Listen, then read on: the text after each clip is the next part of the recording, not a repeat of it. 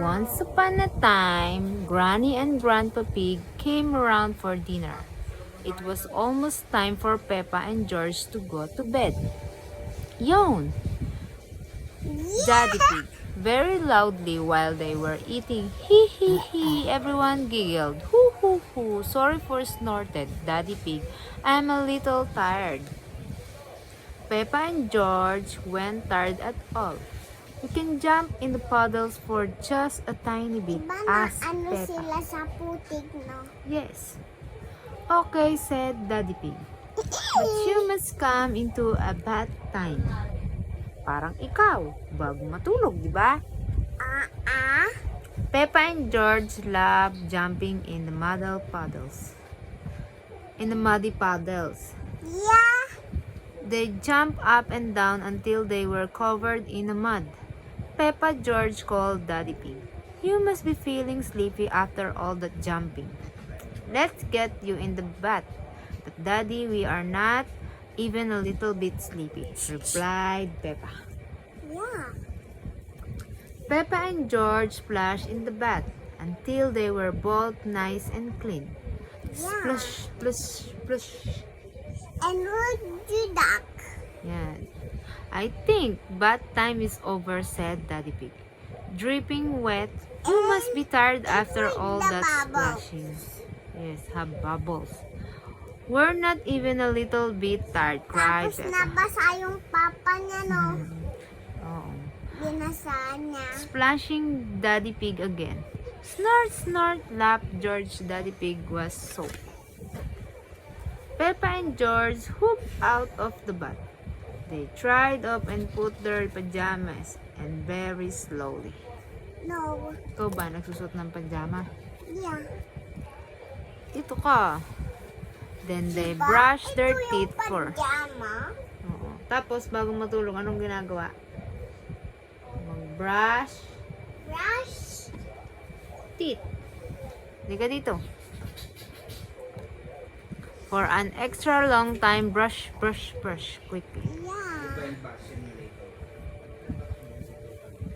Wash your face, Granny Pig wants to tuck you in the bed. Mommy Pig, yippee! Cheer up, Peppa. And wag may sa sleep. And George sleep. And what did the dinosaur sleeping? Peppa and George were finally ready for bed. They said goodnight to Mommy and Daddy Pig and found Granny Pig in their room. Come on, little ones, said Granny Pig. It's bedtime. Yeah. Open! I can't go to bed without Teddy, said Peppa. Dine sobered George. And Teddy is sleeping what? With Peppa. So Peppa. Granny Pig found Teddy and Mr. Dinosaur and tucked everyone in good night. For me, Peppa read the car. said Granny Pig. Good night, George and Mr. Dinosaur, but we are not even the tiniest bit sleepy, Granny said. With the granny. Yeah, yun si Granny. Nakaupo si Granny, oh. Yes, I see, said Granny Pig. I wonder what will make you sleepy. Can you tell us a bedtime Mama, story? oh, ito yung bahay ng ibon, oh. Wall clock yun eh.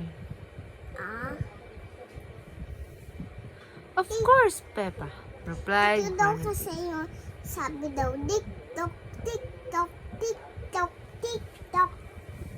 What? We promise, cried Peppa. Peppa and George love bedtime story. Parang baby ko.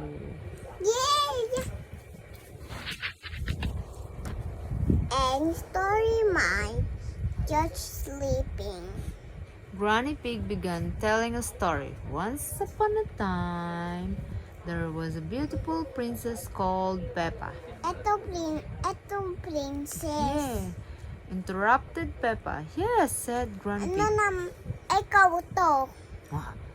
Sir George the Brave, Ako tong princess. the Brave Knight. Peppa interrupted again. Hee hee, giggled George. Granny Pig carried on. Princess Peppa and Sir George live in a castle. Okay. In a great big castle in the sky. Mama, ayan na yung dinosaur na malaki, oh. Syempre, kunyari dun sa story, yung dinosaur nila malaki. Oo nga. Tapos tinignan yung pagkain ng dinosaur. Okay. Try to Tapos finish. yung si George nakaupo naman. Okay. Grandpa Pig did his best to end the story. After they ate a lovely picnic, everyone fell asleep. The end! But Peppa did not want the story to end. Yeah. Then they all woke up and their friends arrived. Hooray! She cried and they went for a ride in Princess Peppa's carriage and decided to have a great big party. Soon Daddy Pig came upstairs. Eddie! I'm the expert to telling bedtime story. And And dog, baby. and And ang Ano na? daming kalat nila. because Tapos hindi nagagalit sila naman yung pap. mama niya. Nagagalit yung mama niya, no? Ang dami kasing kalat. Diba parang ikaw, tutulog na lang, lalaro pa, kakalat pa. Oo nga. Sinong mag-iimis niyan? Yung po, yung, Yung ito. mami niya. Mami niya mag-iimis. Oo yan, tutulog na sila. Naantok na kasi si George, naantok na. Ito din, naantok na si Peppa Pig. Ano po? Good night, Peppa Pig. Good night. Peppa tried to finish the story but she just couldn't keep her eyes open. Soon George fell fast asleep. Hindi ka man lang nag-good night. Good night. Diba sabi dito, naghihilik na, nag-snore na si Daddy Pig. They were all fast asleep.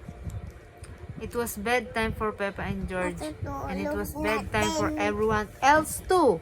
Yeah. Good night, said Mommy Pig. Good night.